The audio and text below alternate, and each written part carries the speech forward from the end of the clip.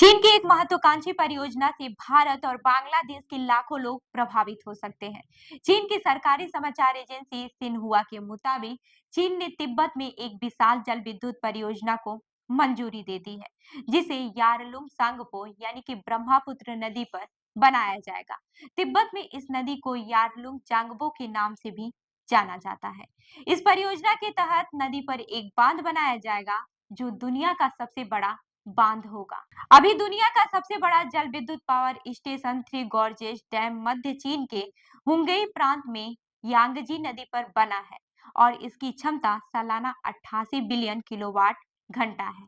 चीन ने परियोजनाओं के जरिए पर्यावरण को प्रभावित न होने की बात कही है, लेकिन मानवाधिकार समूहों और जानकारों ने इस घटनाक्रम के दुष्परिणामों के बारे में भी चिंता जताई है। अब ये जान लेते हैं कि बांध क्यों बना रहा है। चीन की 14वीं पंचवर्षीय योजना में तिब्बत में ब्रह्मपुत्र नदी पर एक मेगा बांध बनाने का प्रस्ताव था, जिसे राष्ट्रपति शी जिनपिंग ने 2021 में अपनी तिब्बत यात्रा के दौरान उजागर किया था।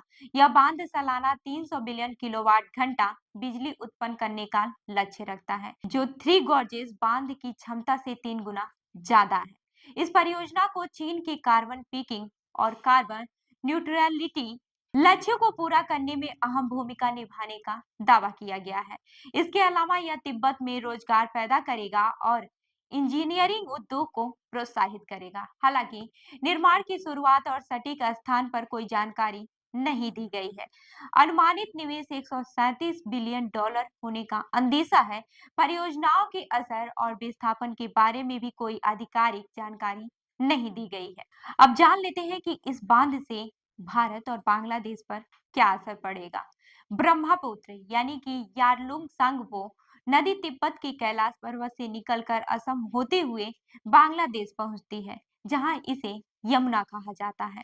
यह नदी बांग्लादेश की जीवन रेखा है, क्योंकि इसका 90% पानी सीमा पार से आता है। सूखा के दौरान ब्रह्मपुत्र 70% तक पानी लाती है। चीन द्वारा तिब्बत में ब्रह्मपुत्र पर बनने वाले मेगा बांध को लेकर भारत और बांग्लादेश की चिंता बढ़ गई है। इस बांध के लिए तिब्बत की सबसे लंबी नदी की धारा को मोड़ने के लिए सुरंगें खोदी जाएंगी, जो इन देशों के लिए जल आपूर्ति और बाढ़ प्रबंधन पर असर डाल सकती है। वहीं प्रोफेसर वाई नित्यानंदनम ने मेकांग नदी पर बने बांधों का उदाहरण देते हुए बताया कि चीन ने बांधों में पानी इकट्ठा किया और समय पर इसे नहीं छोड़ा, जिसे बाढ़ की समस्या बढ़ी।